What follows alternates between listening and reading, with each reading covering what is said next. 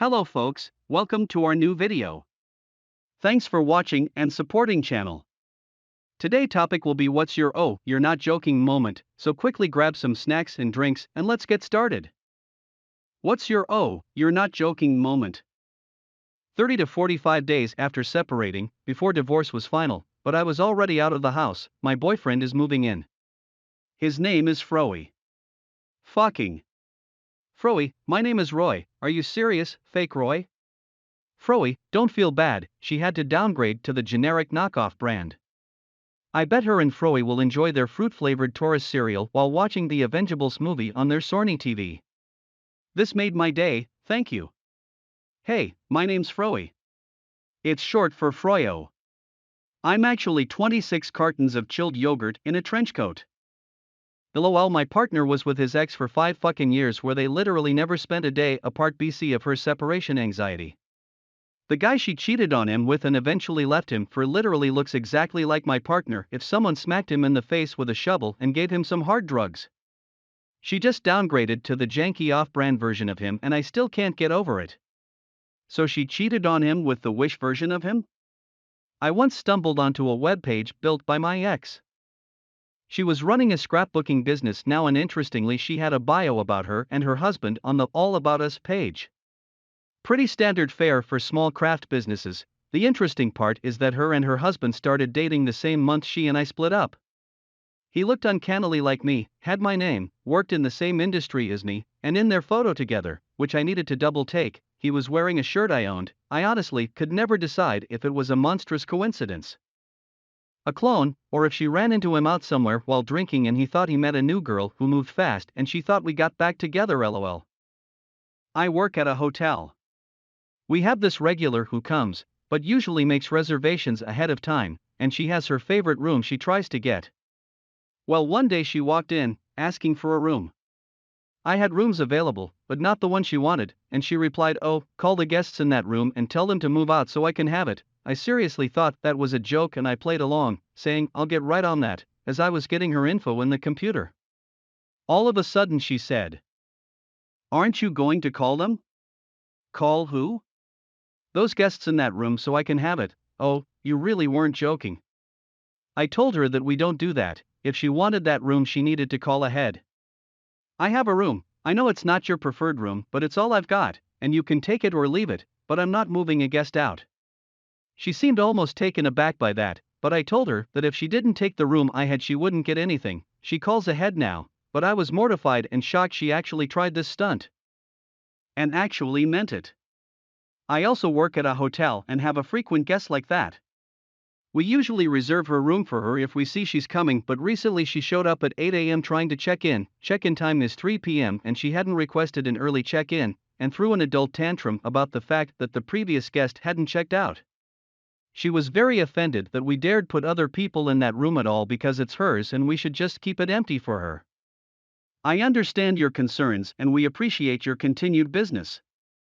While that's not a service we typically offer, since you are a valued guest, I can speak to my manager on your behalf to try to get you a preferred rate for reserving the room every day. It shouldn't be more than, maybe, $10,000 per month? My brother telling me I needed to request off the weekend, it was Thursday, because he was getting married, due to his fiancée being pregnant. Then when I told him I needed at least a month's notice to request off, he told me to just quit my job. He hasn't spoken to me in a month, because his, I guess then fiancé, didn't like me and thought I was trying to steal my brother from her.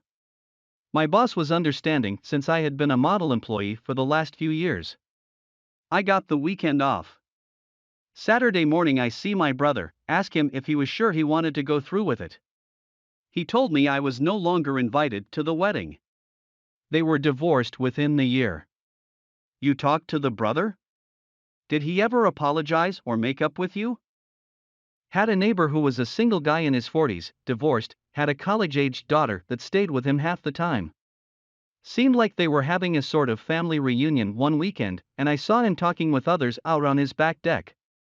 A little while later I went over to ask to borrow something, his daughter answered and I asked if her dad was there. She said her dad was dead, and I just chuckled and was like, haha, yeah right. She just looked at me and turned around crying and went back inside. Her mom, his ex-wife, came out right away and saw I was confused, shocked, and very apologetic. She was really nice about it, saying it had just happened and was the first time the daughter had had to answer the door. Apparently, he had committed suicide. I obviously felt so terrible, apologized profusely. I thought for sure I had just seen him. And the way the daughter had announced it seemed almost lighthearted. Turns out who I saw on the back deck was his brother, who looked a lot like him. And all the family was there for the funeral. Damn, that's rough. Have a relative who got a ton of help from us when they came to this country.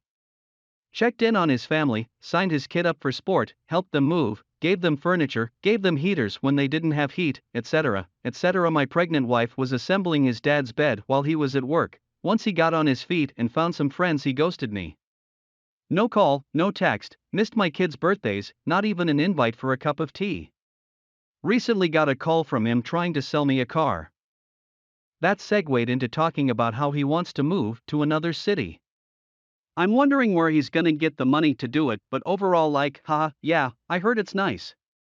That turned into wanting the down payment to be deposited into his account and/or a co-signer. Yeah, after politely declining for the sake of my father, I was told, okay, I won't keep you, bye. My next door neighbor's son, we've all known each other for 20 years, wanted to buy a very fancy car after he got his first job. His mom had the balls to ask my mom if she would co-sign the loan. She wasn't kidding. What did you tell them? One of my best friend's family took in a kid from Sierra Leone in high school for his final year. He actually had family here that he was living with, but they just decided to up and move to Florida and he didn't want to change schools. He also has been in the US way longer than he ever let on. Whatever. They welcomed him in his family, in the Christmas pictures and all. Flash forward 3 years later, and their other kids have since moved out and are away at college. He's still there. Rent-free. He's also long time dating an Indian girl from our high school whose parents disown her. He ends up getting a different girl pregnant, then follows her out to Ohio. The Indian girlfriend follows him out there, where she finishes her degree and gets a great job. They then have 2 kids of their own. As all this is going on, he hits my friend up only when he needs money. It's constant. It's always for some scheme or venture, and it always 100% sounds like a scam. Sometimes it's just to cover bills or for the kids' clothes. At one point, he's promoting Jamaican artists and gets bunched up while throwing a show in Philly with a bunch of contacts. He calls my friend to meet him at a restaurant in a shit area of town, and basically what proceeds is a shakedown for $5,000. Then, it's a club/wedding venue he opening in Ohio. Just before COVID, he'd come visit us in Philly, and the kid was personable as hell. He'd spin you these stories about growing up in war-torn Sierra Leone, all which sounded like bullshit, especially because the timing never matches up when he was over here. He'd pivot to asking me for advance money to write a book about his life. Or for us to go with him to Sierra Leone to see his hometown. Then he starts showing me pictures of his life in Ohio. They've got a big house, and 2 cars, one a Mercedes. They're looking to buy a second property now, my friend? Probably out $30,000 plus to him. Has he seen a penny back? No. Does the guy call my friend's family? Never.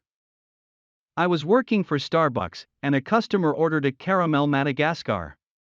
So I laughed thinking it was a joke, and repeated it back correctly as a caramel macchiato. He was not joking, and called me pretentious for pronouncing it correctly and to not name drinks hard to read words. This reminds me of when I worked at Subway and a lady asked for a Macedonian cookie rather than macadamia nut. We lost our shit as soon as she walked out. So many people will honest to God glance at a word and say the first thing that comes to mind. I once had a grown woman order captivity instead of cavatappi. I genuinely couldn't figure out what she was trying to say, so I asked her to repeat herself. She looked back at the menu and again said captivity, also Aurelia instead of aioli. Seriously, like once a week. Oh my god. This just reminded me of when I was a teen waiting tables at a Greek restaurant. An Asian guy ordered the flaming Nagasaki and I just blinked a couple times and said Saganaki, which was the name of the appetizer. He shook his head and said, "You don't get it," but I did in fact get it. I just had no idea how to appropriately respond. Shoo. My ex, who was not the sharpest cookie on the tree, trying to save atheist/agnostic former Catholic me, he was raised going to Catholic church, but not actually in the tradition of that church.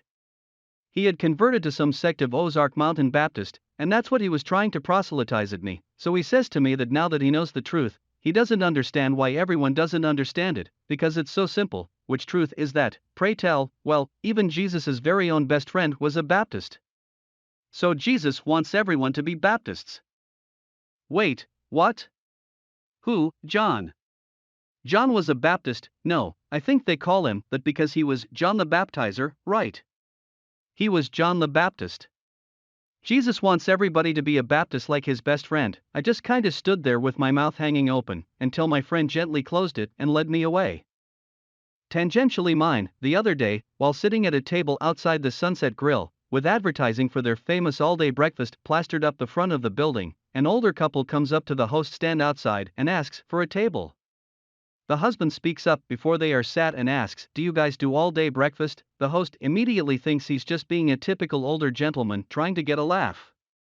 So she does, as anyone who survives off tips would, which was immediately met with a less than enthusiastic. What's so funny, while she tries to compose herself surrounded by signs saying famous all-day breakfast. The wife just looked at him the entire time, asking if he even once looked around him at all today. My father and I once went to a place called Casa del Mole. First thing out my dad's mouth is, "You guys got mole?" Gentleman at the counter looks up and goes, "Sir, we are the Casa del." Shit still cracks me up. I pulled up at a hotel to get a bed for the night. "Can I have a room please?" "Can't you see we're closing down?" they told me as they pointed to all the removal trucks emptying the rooms. Well no, actually, I thought they were delivering new mattresses as all the mattresses were covered in plastic. I worked as a supervisor for a travel agency that specialized in cruises. If you booked a cruise online through a 1-800 number that wasn't the cruise line directly, we probably handled your vacation. Lady had called in during the life of the booking and managed to bitch her way to some free on-board credit and a birthday celebration for her husband on my company's dime. Well, the cruise line messed up and did the decorations a day too early. She called from the ship via guest relations to bitch at us about it. One of the complaints was the decorations were ugly. They were basically glorified Party City decorations, but done in that cruise line branding. She demanded it be fixed. I thought she was only talking about them being up too early. I told her I could ask the cruise line to put them up the next day instead. She then asked how I was going to fix the other part. I was confused at first about what she was asking. She then proceeded to start all over about the ugliness of the decorations. I straight up asked her how she would like me to get her new decorations that didn't involve a helicopter or me swimming out to the ship. After that, she finally let me get off the line. Sent an email to the rest of the supervisor team saying that woman gets zero comp or refunds ever again. That reminds me of when I worked tech support for a satellite TV service provider. Man calls in complaining that he's flipped through every channel but there's nothing on. I thought this meant that there was something wrong with his connection or his screen. Nope. He just didn't like any of the shows and wanted me to do something about that. I knew a girl working in a call center for an internet provider and some guy rang complaining about the amount of porn on the internet. He was incensed when she suggested he didn't have to look at it and that it was easy to use the internet without looking at porn. Was in an informal meeting with someone that I was doing a project with. We were both self-employed and in the same industry, so our meetings were a lot more casual than a regular office context. He, a healthy active early 60-something, starts talking jokingly about his imminent demise and death with me and the client. Now he's got an odd sense of humor and often jokes about strange stuff, so I smiled and laughed politely. He and the client stop and look at me and say, "Oh, we haven't told you." My heart sinks as they share that he has been having strange aphasic episodes, that it's getting worse, and they think he has a couple years left. I'm just a deer in headlights at this point. The meeting quickly ends, and I leave feeling terrible. That was about 6 years ago. He was able to get a diagnosis of a rare form of epilepsy, got on medication, and to my knowledge hasn't had an episode, seizure, since. Still makes weird jokes though. Some guy, I'm a card-carrying member of the KKK. Same guy shows it to me. TIL, they have actual cards. The current incarnation of the Klan is something of a decentralized open brand. The early 20th century national Klan organization, called the Second Klan, to distinguish it from the original Klan that operated in the immediate aftermath of the Civil War, dissolved in the 1940s in response to a combination of severely declining membership and some fairly steep tax debts. Some local and regional chapters of the Klan dissolved along with the national organization, while others continued operating as rump organizations. There have been a few attempts to reorganize a single national Klan, but none of them have seen much success. Currently, there are about 100 to 200 active Klan chapters in the US, most with only a handful of members each, organized into something like 15 to 20 competing national Klan organizations. Kinda like a super racist version of the Judean Popular Front from the life of Brian. I've had a substance abuse issue since I was a teenager. My boss knows about it because I've worked for her for almost 7 years and have been in and out of rehab. She's been great to make sure I still have a job every time I come back. It makes me miserable all the time, so she decided to make light of it one day a couple years ago, so we started joking around about it. If I was a few minutes late, she'd ask me if she needed to kick my dealer's ass for taking so long to get my pills to me. If I clumsily did something, she'd ask if it's because I was high or because I needed to get high. It really helped me feel more comfortable and stay honest with her when I'm struggling. So one day I came in after going on a huge binge, and because I'd gotten so fucked up, I didn't realize I'd missed a shift. Straight up no call, no show, the only time I've done that. She approached me with a wicked glare on her face and told me if I didn't get my ass into rehab and take it seriously this time, she was going to fire me. I laughed at first, but it didn't take any more than 2 seconds to realize she wasn't playing. I was in rehab for a month and stayed clean for 5 months after that. That's GRE. Oof, I hope you are doing better. Not amazing, not incredible, just better. Coming off a journey like that is like a NASCAR race. The goal is to finish strong, but sometimes we need to celebrate making it around the track a few times without an extra pit stop. When I was in high school, I worked as a cashier at a big box store. An older woman was checking out at my lane one day. I was just scanning things as they came down the belt without paying much attention. This woman had put a ton of baby food on my belt, but I didn't think anything of it. I'm making the usual small talk when the elderly woman goes, "Well, this is the only thing my husband can eat anymore," and gestured toward the jars of baby food. I laughed out loud, thinking at first she was joking, until I saw her face. I was shocked and felt horrible when I realized she was dead serious. I apologized, finished ringing her up, and then felt very sad for her husband and for her. I met the dean of a medical school. He was telling me how he always liked math until they started using letters instead of numbers. I thought he was doing like a comedy bit, and he had me rolling. The more he explained himself, the funnier it seemed. Eventually, I realized he was serious, and just had a quirky intonations that always made it sound like he was joking. Back when I was in medical school, I scheduled a meeting with the Associate Dean of Student Affairs to request time off to finish my PhD. It wasn't an MD/PhD program, I was doing them separately, at different schools.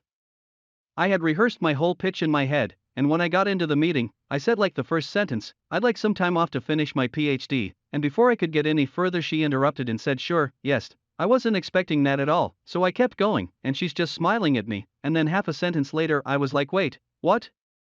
So she said, "As long as you're doing something cool. And not like going to prison, we want that. We want you to do cool things. We have a student on leave now to train for the Olympics. Your PhD sounds amazing, and we want you to finish it." She was great. I mean, to be fair, I liked math a lot more before letters were introduced too. I was still pretty good at it, but it definitely wasn't as fun anymore. About 20 years ago I, 25 at the time, cross-dressed as a cheerleader for Halloween at the high school I taught at. I had an official uniform, which had a shockingly short skirt, a blonde wig, tights, through which you could see my leg hair, and a fellow teacher did a bang-up job on my makeup, but I kept my goatee since I didn't actually want to pass as a female. All of my students loved it, and some teachers even brought their classes by on a short field trip to look through my window. A student photographer came by and my costume was immortalized in the yearbook. The next day a fellow, older male teacher came by and said, "Adam, can I talk to you about your costume?" I grinned, having gotten a bunch of compliments about it. He continued, "You know, in the Bible, There are 3 things you should never do: murder, bestiality, and dressing up as a woman. I continued grinning, although it was a weird joke to make, though admittedly this teacher wasn't known for his fun personality. Oh, okay, I stammered, my grin faltering a bit. He nodded solemnly and left my room. Then it dawned on me he wasn't joking. I have never in my life, before or since that moment, had an action I took be put on the same level as murder and bestiality. I think he liked your look and felt some type of way about it. Just my guess. A little bit longer video, let me guys know in comment, do you like this duration of video? Anyway, thanks for watching, don't forget to leave like and subscribe. See ya!